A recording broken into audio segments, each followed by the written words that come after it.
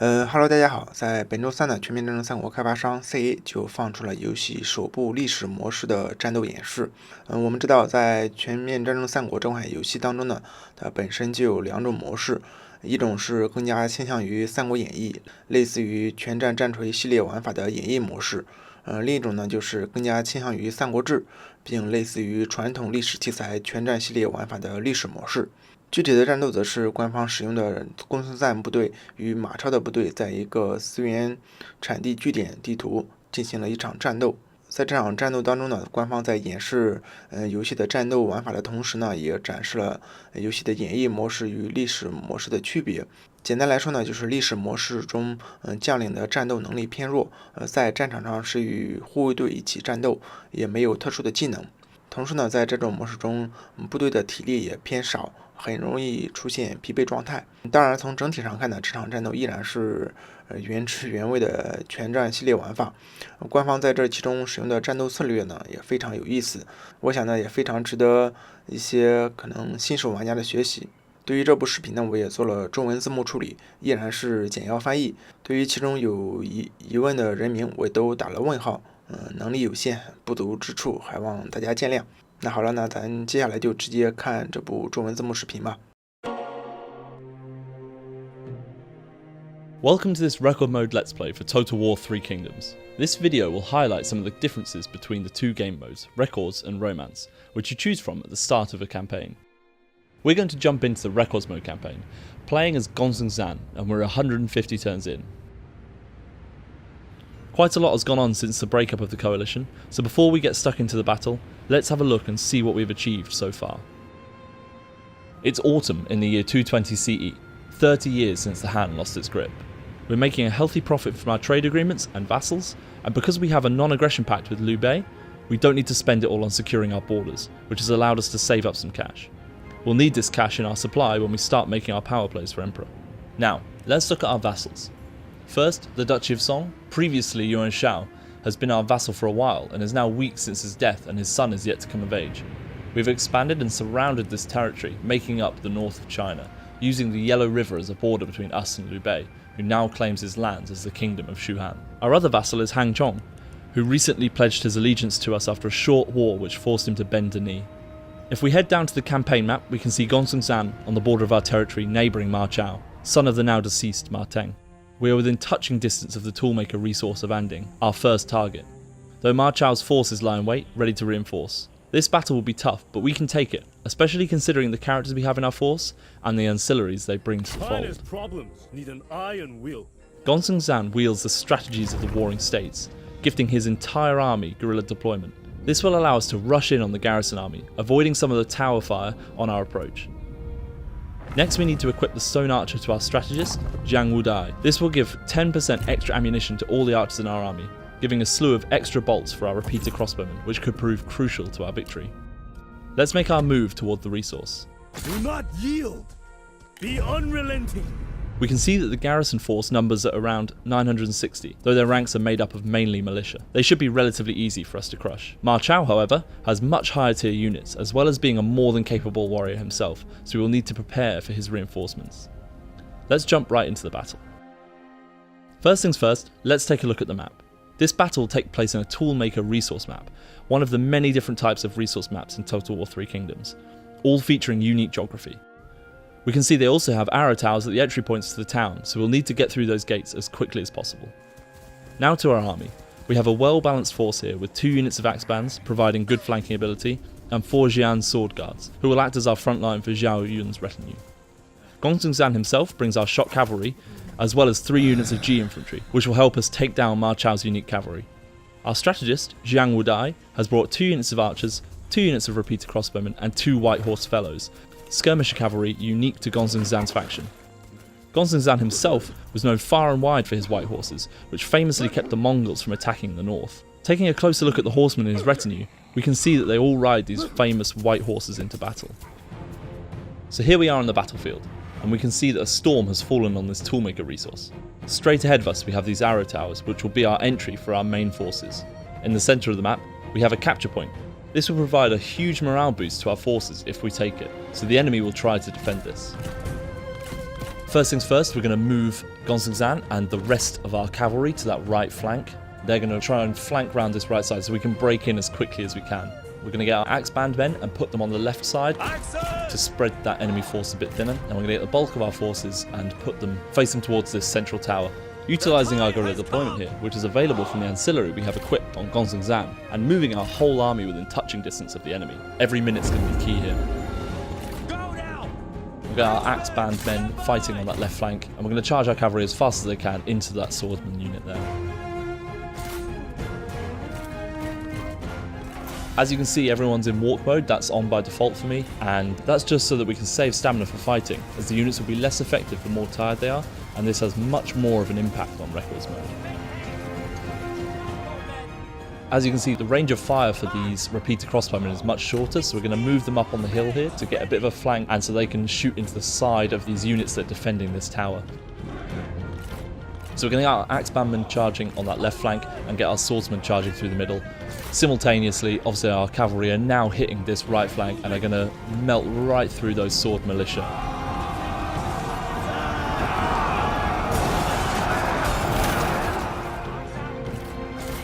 Most of the units in this garrison are militia, so they're not going to be too difficult for our cavalry to deal with, as they are heavy cavalry.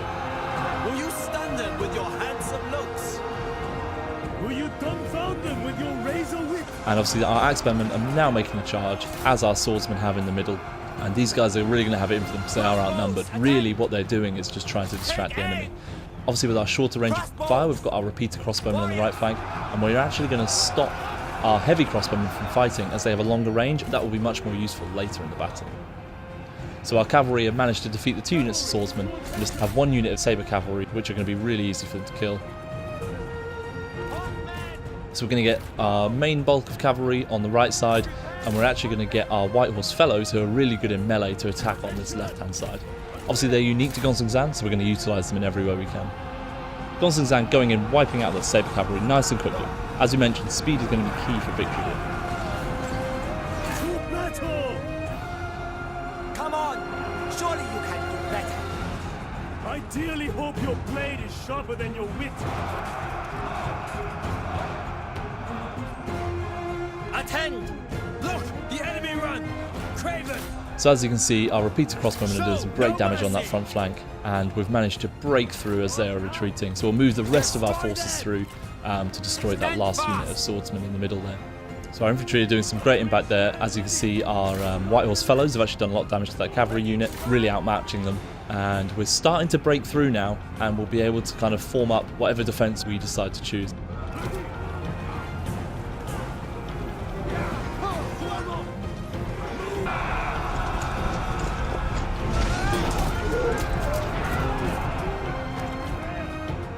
We're going to start Gonzan moving down towards this melee fight, just in case we don't break through. As you can see, we've taken quite a lot of losses to our front line, with almost half of the units that have fought already depleted. So as you can see, we're breaking through. Our axe bandmen are still fighting that left side. What we're actually going to do is get all of our range to move them up a bit closer so they're ready to come in once the fighting is done, and get Zhao Yun and Zhang Wudai to move up as well. We're going to get our G infantry to make a line up at the top, and we're going to get our Jian sword guard to make a defensive line on this flank on our left, which will defend our ranged, which will also split out the enemy a bit as well, as we need to divide and conquer.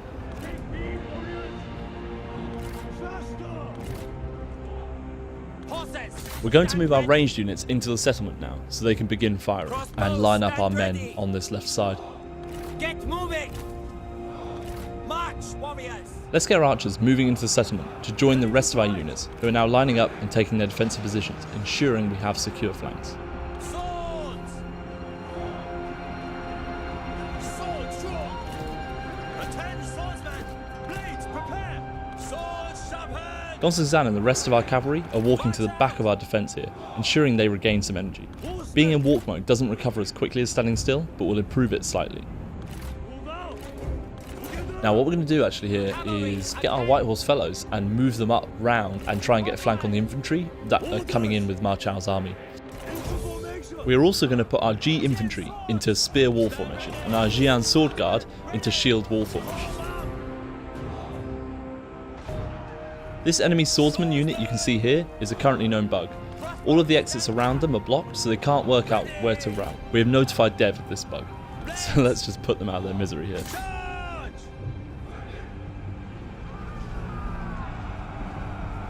Your best is not good enough. Shut up and die. Xiao Ling and Zhang Wudai giving each other some fighting talk there. Even though warlords work differently in Records mode, they still interact with each other on the battlefield. So our White Horse fellows are just firing at some men that are still retreating, but what we're going to do is we're going to move them up around the top here, as I said, to try and get a flank on.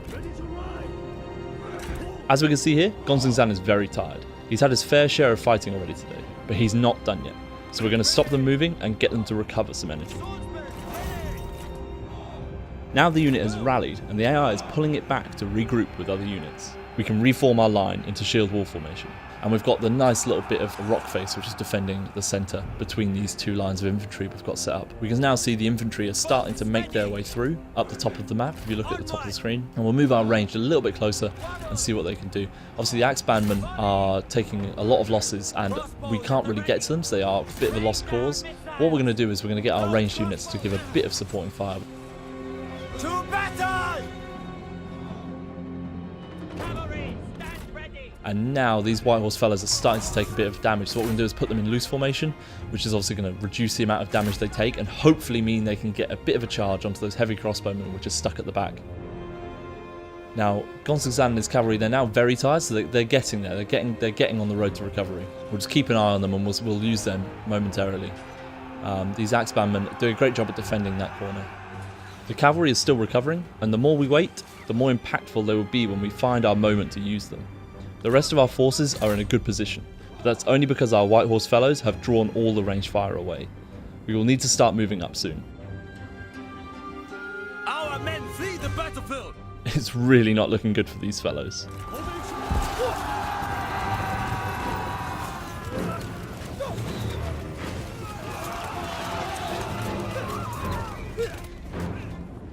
What we can see is the beginning of a divide between the enemy infantry and their superior ranged units, as they are distracted by our White Horse fellows on that flank. So what we're going to do is move our G infantry up to create a safe pathway for the rest of our cavalry to move around and flank their units. The G infantry will prevent any of their infantry from blocking our move here, and we will put them into spear wall formation too to make them stronger. Our White Horse fellows have managed to do a tiny bit of damage there, but overall their biggest player in this battle has been distracting Ma Chao's ranged units. Our men flee the battlefield. So our ranged units have now used up a lot of ammunition, but what it has meant is those Axeman units have actually managed to make it through. We're going to try and get one little charge off and try and just see what damage they can do, but unfortunately it looks like the arrow towers there are going to wipe out the remainder of that unit. So let's just try and get a bit of fire on the strategist that has just accidentally walked into our range. You are weak. Your words are as pathetic as you are. So they're still pretty tired, these units here, but we'll get them moving faster as we need to utilise this exposed flank. So we'll move Zhang Wudai up a little bit and we'll use the rest of this ammo with these guys to just get some damage into that cavalry. And they're now in range of our repeater crossbowmen as well, which is great. So they're now taking a lot of range damage, which is probably going to force them, it's going to force them to make a decision. They've either got to charge in or move back. Now our spearmen at the top there are taking a lot of damage from this range fire, so we really do need to get a move on. The men have no ammunition. Draw your weapons. Horses, stand ready. So we're going to put them into wedge formation to do a bit more charge damage, doing it as late as possible so we're moving quickly, as wedge formation does reduce our overall speed.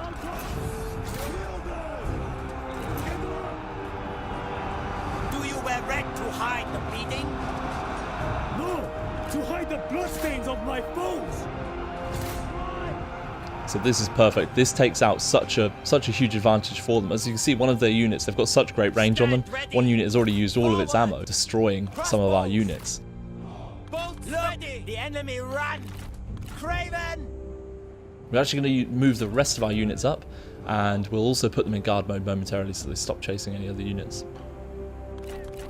Unfortunately, our heavy crossbowmen have used all their ammo, but what we're actually going to do is we're going to move up and try and put a bit of pressure on Ma Chao and the rest of his forces here. We're going to move the swordsman and create a wall there, and we're going to use the heavy crossbowmen, which have used all their ammo, to just be a defensive line to prevent any flanking.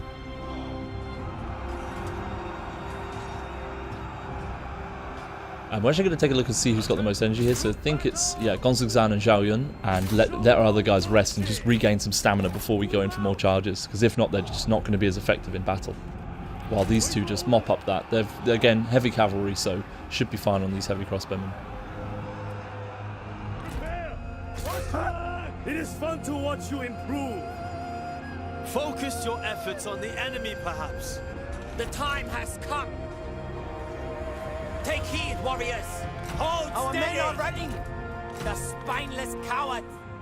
So our repeater crossbowmen can start taking some shots at those swordsmen, and we're going to use our heavy crossbowmen in guard mode to try and defend this left flank, so that our swordsmen don't get overwhelmed.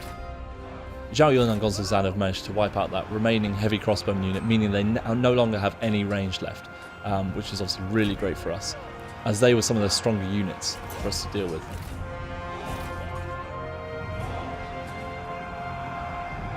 Unfortunately, our raider cavalry can go out of control, and have done here. You are too pathetic to survive.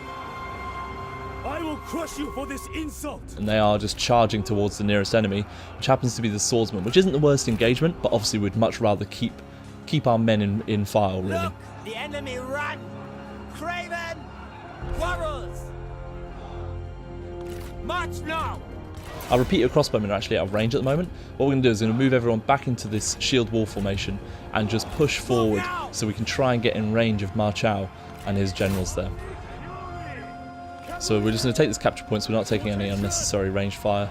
And our cavalry that rampage has actually come back, so we're going to move them back up with the rest of the cavalry. So we've defeated that last unit of spearmen for them. So what we're going to do is we're going to grab these guys and we're going to move them forward and just create a nice line to, again, divide and conquer and block them up. So let's take a look at the lay of the land.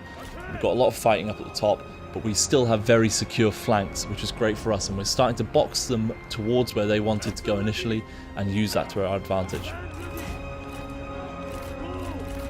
Just like that. We're just going to move our cavalry out of there so we can fight as a group rather than alone. Prepare. Crossbows, attend. So our repeater crossbowmen managed to just get a few volleys off there, but won't do too much damage. Now what we're going to do, this swordsman unit has quickly exposed itself. We're going to see if we can do some damage to it, see if we can kill it just before these spearmen get here. They're going to need a bit of help from the rest of the cavalry to try and get through as quick as we can before this bunch of spearmen manage to make it up to us. Just trying to divide and conquer these groups, really, because we're overwhelmed by the enemy forces, so we can't really win if they're all bunched up together. We're just trying to divide and conquer these groups. We're heavily outnumbered in this battle, so splitting them out, we improve our chances of winning. The enemy unit flees. What cowards! And obviously the spearmen are trying to chase our cavalry, which we don't want. Hopefully we can get them out just in time. We hung on for maybe a little bit too long there, trying to get rid of that swordsman unit, but at least they did rout, which takes another one out. And this does, again, we've boxed them in, and we've divided these swordsmen on the left and this cavalry from their spearmen. Ma Chao has now had to make the decision to move in, so obviously we've got our swordsman. He's riding into the swordsmen, which do have a charge resistance buff because they're in that shield wall formation, but obviously that's not going to be a battle they'll be able to withstand for too long. So now we're just going to line our spearmen up here, because what we want to do is create a rear flank for our cavalry to charge into, so we're going to try and get all their spearmen to engage on us here. You are pitiful. Do not waste your breath. You will need it. Which means we can get a great rear charge off with our cavalry and hopefully rout the rest of these units, meaning we can focus on the rest of the battle that's going on in the centre. We're going to get our cavalry to flank route back here because they actually might need to go support these sword units quicker than we think. So let's get our range guys, make sure they're firing here. It's tempting to move those swordsmen round, but what we're going to do is to protect our flank, keep ourselves secure, and make sure we don't make any silly mistakes.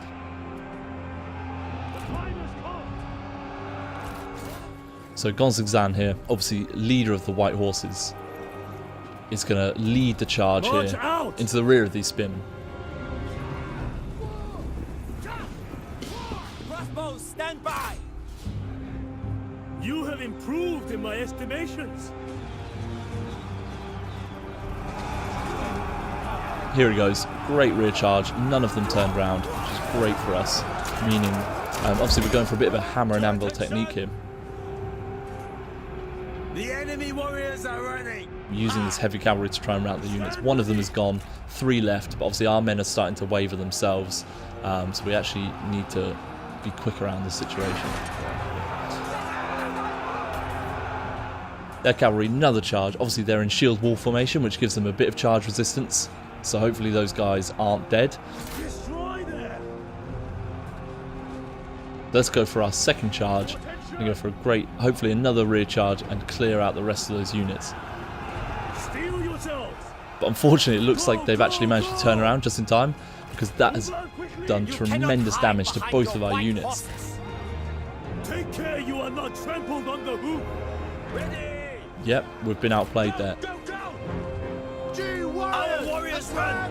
Craven dogs. We managed to knock 2/3 out of Gonzan's unit out. And it looks like he actually might be retreating the battlefield, along with one of the units of spearmen. Show no mercy. Charge! But yep, that's it. Gonzan has decided that's enough. He's going to leave it to Zhao Yun and Zhang Wudai to try and wrap up this battle. So we'll get the rest of our units getting in here, getting involved in combat. Now, unfortunately, this does mean that if Gonzan does fully retreat, we do really need to win this battle, because if not, there's a percentage chance he will be captured. Now, I unfortunately forgot to take them off skirmish mode there, which means they were running away from the combat, but I noticed just in time, which means they can still get involved in that fight and defend that flank against the G infantry. Now, we've already taken a lot of losses, obviously Gonzan probably being one of the biggest ones. But hopefully this battle is swinging in our favour.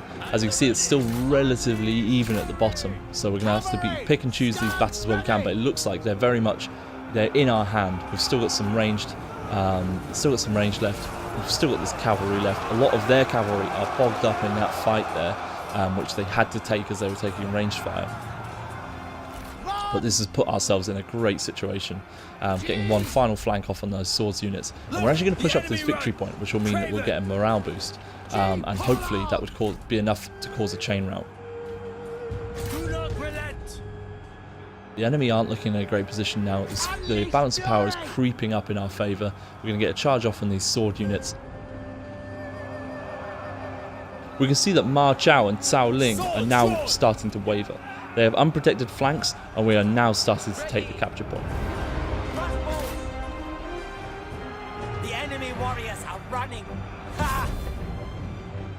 Yep, that's it. It looks like Ma Chao isn't going to fight to the death. He's going to try and flee. What a coward.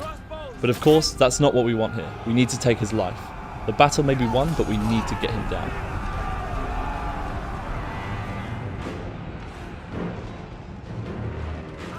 Zhao Yun has managed to chase him down with the remainder of his bodyguard and deal that final killing blow to Ma Chao. We can see here he's taking pride in this kill, which is going to help our faction rise to power. We can see piles of dead bodies and abandoned flags scattered across the battlefield. We've lost a lot of men today, but this victory was a worthwhile one.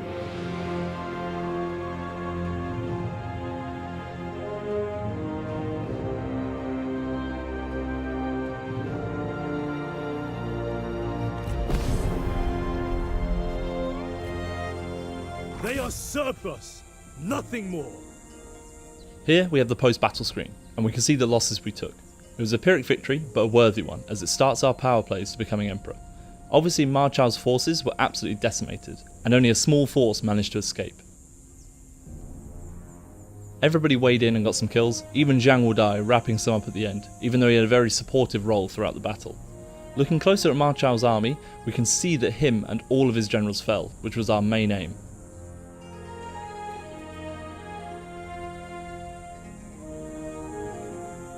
We're going to occupy this territory, and that will be it for this Record Modes Let's Play.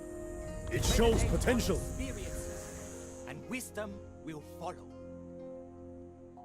Thanks for joining us, and of course Total War 3 Kingdoms is coming out on May 23rd, so keep an eye out on upcoming content on our social media.